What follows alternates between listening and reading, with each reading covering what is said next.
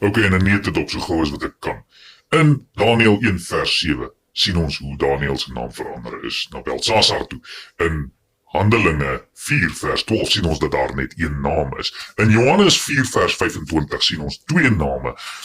Een het gekom in sy eie naam volgens Johannes 5 vers 43. Skryf die verse neer want jy gaan hulle moet bestudeer voordat jy teen my kan staan.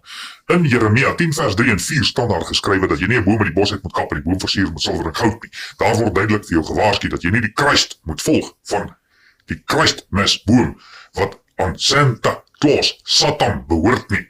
Ok, so, dan gaan kyk jy in Daniël 4 vers 8, hoekom het hulle die name verander van Daniël en sy 4 boeties, waarin die name Ja en El voorgekom het, wat die seun vir ons in Matteus 27 vers 46 uitgeroep het, Eli, Eli, lama sabachthani, wat geklink het soos Elia, waarin die El en die Ja weer hulle verskyning maak.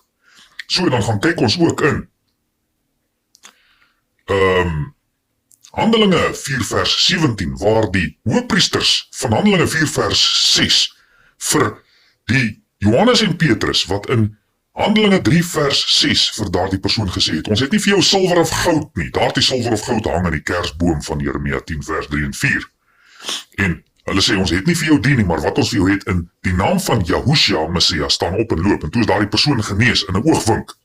So, in die Nuwe Testament het hulle nie opgehou om name te verander soos wat hulle dit gedoen het in Daniël 4 vers 8 nie. Soos wat hulle gedoen het met Daniël en met Belsasar, die seun van Nebukadneser. Hulle het hulle vernoem na hulle gode toe. En hulle het nie opgehou daarmee nie. En as jy vinnig gaan kyk na Handelinge 4 vers 12 tot 14, dan sal jy sien, hulle het nie opgehou nie. Handelinge 14 vers 12 tot 14. Ok, gaan lees dit gerus met jou eie oë.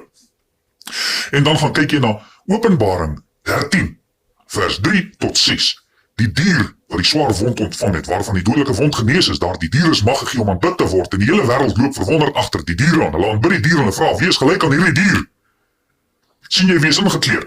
Die Zeus, wat in Johannes 5 vers 43 in sy eie naam gekom het. En dan gaan kyk jy ook in Handelinge 13 vers 6, dat hulle mond gebruik het om die wond te genees, wat die Satan by Golgotha gekry het. So hulle die naamsverandering ingebring, en sodoende is die Satan se wond genees, en so is die spotlight van Vader afgehaal, en die Satan word nou aanbid.